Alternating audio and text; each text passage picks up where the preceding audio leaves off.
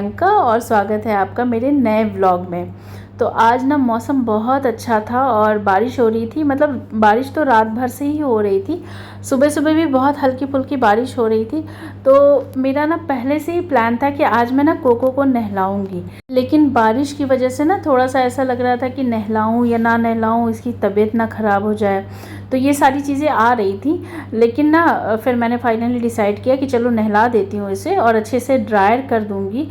तो देखो कोको ना एक शिट्जू ब्रीड है और ये फुली ग्रोन है।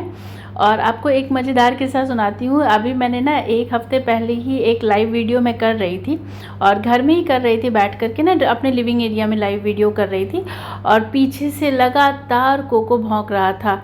तो मजबूरन मुझे उसको इंट्रोड्यूस कराना पड़ा क्योंकि लाइव सेशन चल रहा था और ये बहुत ज़्यादा डिस्टर्ब कर रहा था। तो मैंने इसको ना इंट्रोड्यूस कराया कि ये मेरा डॉग है, ये मेरा पेट है और ये लगातार भौंक रहा है, मैं इसका कुछ नहीं कर सकती। तो लोगों ने ना मतलब मेरे पास इतने क्वेश्चंस आने लगे और मैं सूट का चूँकि लाइव कर रही थी तो सूट के बारे में लोगों ने छोड़ दिया पूछना और लगातार कोको के बारे में क्वेश्चन आ रहे थे कि ये कितना बड़ा है, ये मतलब कौन सी ब्रीड है, ये वो सारी चीज़ें मतलब इसके बारे में ही सारी क्वेरी आ रही थी। तो सच में ये है भी बहुत प्यारा और इसके ये सारे काम ना मेरी ज़िम्मेदारी नहीं होती, ये रिस्पॉन्सिबिलिटी मैंने अपने बच्चों के ऊपर डाल रखी है। लेकिन जब तक बेटी यहाँ पे थी, लखनऊ में थी, तब तक तो वो सारे काम करती थी, उसको नहलाना मतलब खिलाना पिलाना, उसके हेयर कॉम्बिंग, ये सारे काम करती थी। लेकिन अब चूँकि वो बाहर चली गई है तो ये रिस्पॉन्सिबिलिटी ऑटोमेटिकली मेरे ऊपर शिफ्ट हो गई है। तो कभी कभी बहुत गुस्सा भी आती है कि एक ये भी काम करना पड़ता है, लेकिन ये तो हमारे फैमिली मेम्बर जैसा हो गया है। जब मैं इसको लेकर के आई थी ना तो ये सिर्फ 20 दिन का था और अब ये 2.5 साल का हो गया है। 18 महीने में शिट्जू जो है वो फुली ग्रोन हो जाते हैं और इनकी हाइट बहुत ज़्यादा नहीं होती, तो ये इतने ही छोटे होते हैं।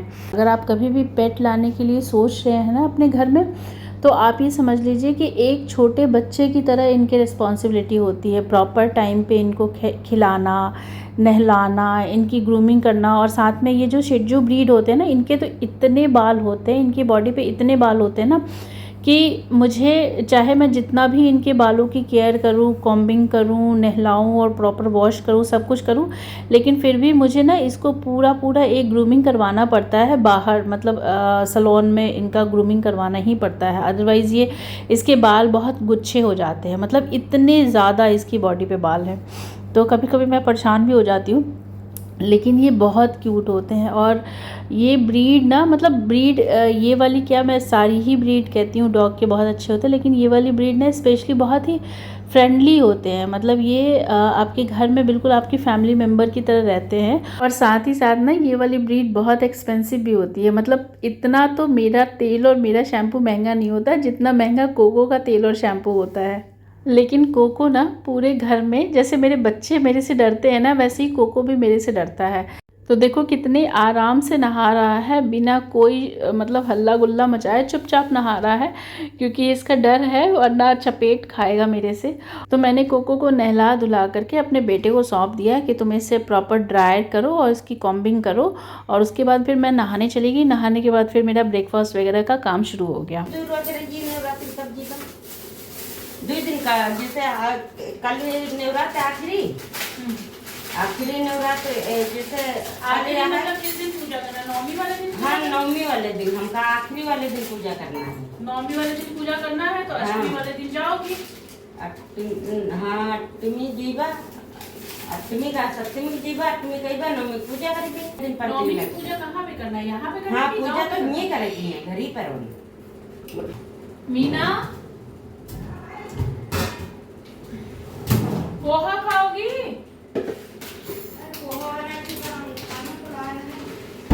खाओगी तो बता दो, तुम्हारे लिए बना देते हैं थोड़ा सा।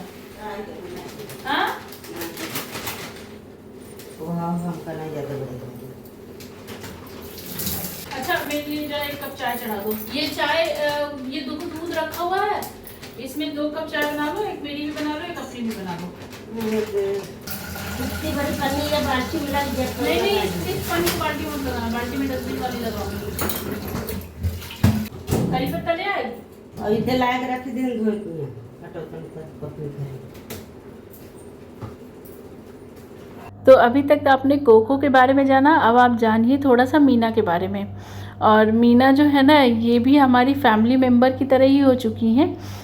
मीना का किस्सा भी मैं आपको सुनाती हूँ। मीना तब आई थी जब मैं इस घर में शादी करके आई थी। मतलब जिस दिन मैं घर में आई थी उसी दिन मीना भी अपॉइंट हुई थी।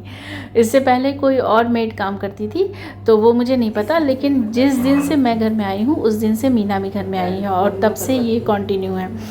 खाओगी तो बता दो, बढ़ा दे देंगे। खाना ला झाड़ू पोछे करे के बाद में खाना। तो मैं ना कभी कभी मीना को लेकर के चढ़ाती भी हूँ कि मैं और मीना दोनों की अपॉइंटमेंट है एक ही दिन हुई थी। एक सैलरी पे आई थी और एक बिना सैलरी के आई थी। तो वैसे ना मीना अब हमारी फैमिली मेम्बर जैसी हो गई हैं। और कई बार ऐसा होता है कि इनके ऊपर हम बच्चे घर छोड़ कर के चले जाते हैं, बहुत अच्छे से केयर करती है। मतलब हमें कोई टेंशन नहीं होती अगर घर पे मीना होती हैं तो। और ये देखो, ये तैयार हो गया मेरा ब्रेकफास्ट, पोहा विद चाय। तो बढ़िया ब्रेकफास्ट मिल जाए ना तो सुबह सुबह दिन बढ़िया बन जाता है। और इसके बाद मैंने निकाला था कुछ मेरी पेंटिंग का सामान। और ये सारा पेंटिंग ना मैं दिवाली के लिए तैयार कर रही हूँ। कुछ मेरे क्लाइंट्स के ऑर्डर भी लगे हुए हैं, तो उनके लिए भी मैं कुछ पेंटिंग्स बना रही हूँ। और ये जो पिचवाई वाली पेंटिंग है ये तो मैं अपने खुद के लिए बना रही हूँ, मुझे दिवाली में कुछ डेकोरेशन के काम आएंगी। तो आज मैंने थोड़ा सा पेंटिंग का सामान निकाला था और इसको मैं सारी चीज़ें ना दिवाली के पहले मैं सोच रही हूँ कि सारा कुछ कंप्लीट कर दूँ।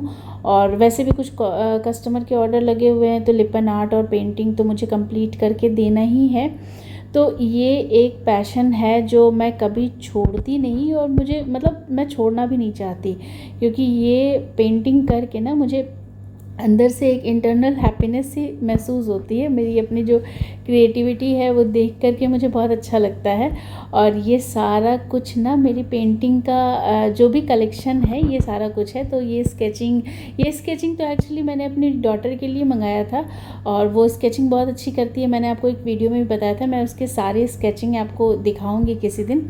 बहुत ही सुंदर स्केचिंग करती है और ये उसका गॉड गिफ्ट है, मैंने उसको कोई कोर्स नहीं कराया है। तो अब फ़िलहाल इसको मैं यूज़ करती हूँ। साथ ही साथ मैंने कुछ कैंडल्स भी मंगाए थे दिवाली के लिए। तो मतलब मंगाए क्या थे, मुझे एक लोकल शॉप पे दिखी थी और अच्छी लग रही थी, तो मैंने ले लिया। ये सारा कुछ डेकोरेशन दिवाली पे करूँगी।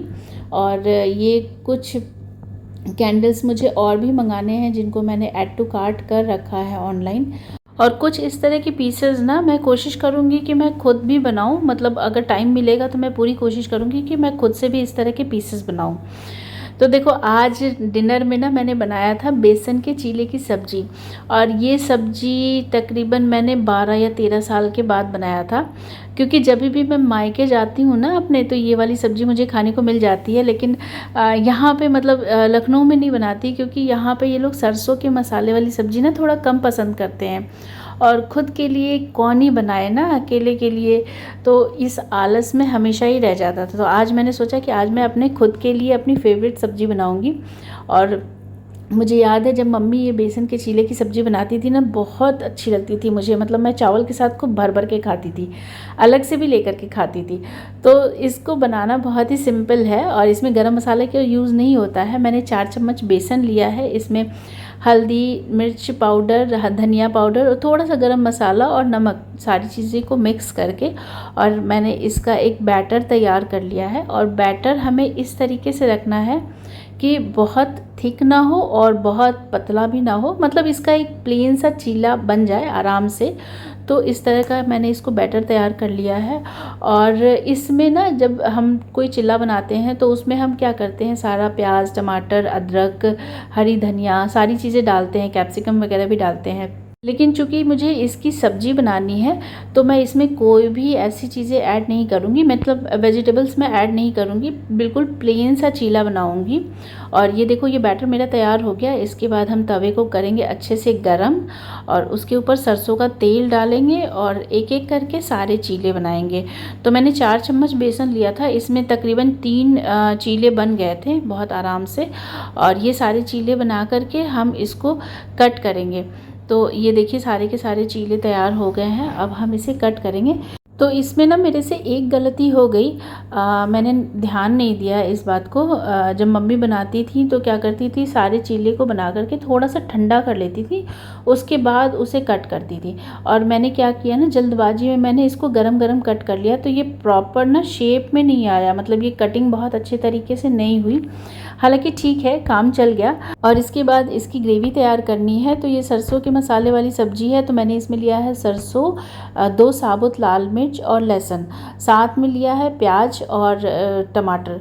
तो प्याज ना ऑप्शनल है, आप चाहें तो सिर्फ सरसों का भी पेस्ट बना सकते हैं, लेकिन प्याज डालने से ना थोड़ी सी ग्रेवी थिक हो जाती है।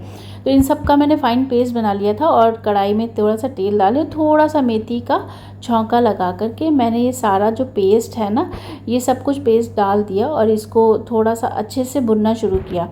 एक चीज़ का आपको बहुत अच्छे से ध्यान देना है, सरसों के मसाले की सब्ज़ी जब भी बनाइए तो इसे बहुत अच्छे से तरीके से भुनिए। अगर आपने इसे अच्छे तरीके से नहीं भुना ना, तो ये थोड़ी सी कड़वी लगने लगती है। मतलब ये मसाले ना प्रॉपर बहुत अच्छी तरीके से भुने जाते हैं। इसके बाद मैंने इसमें थोड़े साबुत मसाले डाले। तो मसाले में हल्दी डाला है, धनिया पाउडर डाला है और मिर्च पाउडर डाला है, थोड़ा सा नमक डाला अपने टेस्ट के अकॉर्डिंग। ये सारी चीज़ें डाल करके और फिर से थोड़ा सा भूनूंगी मैं इसको। मतलब भुनना तब तक है जब तक तेल ना छोड़ने लगे। तो ये सारे मसाले डाल करके फिर से मैं इसको थोड़ा सा और भून लिया मैंने। और इसके बाद ना मैंने इसमें कटा हुआ टमाटर डाला। तो कटा हुआ टमाटर हमें इसमें ऐड इसलिए करना है क्योंकि ये जो टमाटर की प्यूरी बनाएंगे ना, तो उसमें थोड़ा सा फ्लेवर कम आता है टमाटर का। ये जो कटे हुए टमाटर हैं ना, तो थोड़े गल भी जाते हैं, लेकिन अलग से इसका थोड़ा थोड़ा सा हल्का सा फ्लेवर आता है। तो टमाटर डाल करके मैंने इसको थोड़ा सा 2 मिनट के लिए ढक दिया था और ये देखिए अच्छे तरीके से गल गया। और गलने के बाद ना, इसके बाद हम इसमें पानी डालेंगे। मसाले भी मेरे बहुत अच्छे तरीके से भुन गए हैं। और पानी डालने के बाद फिर हमें इसकी जो ग्रेवी है ना, उसको अच्छे से उबाल देनी है। और जब ये ग्रेवी प्रॉपर उबल जाए तो कटे हुए जो चीले थे ना, उसको ऐड कर देंगे। 5-7 मिनट के लिए और थोड़ा सा भून लेंगे और भून करके बस ये सब्ज़ी तैयार है। धनिया की पत्ती के साथ आप इसको गार्निश कीजिए और गर्मा गर्म आप चावल के साथ खाइए, बहुत मज़ा आ जाता है। मतलब बहुत ही टेस्टी लगती है ये वाली सब्ज़ी। तो ये था मेरा आज का व्लॉग। मिलते हैं फिर नेक्स्ट व्लॉग में, तब तक के लिए बाय बाय।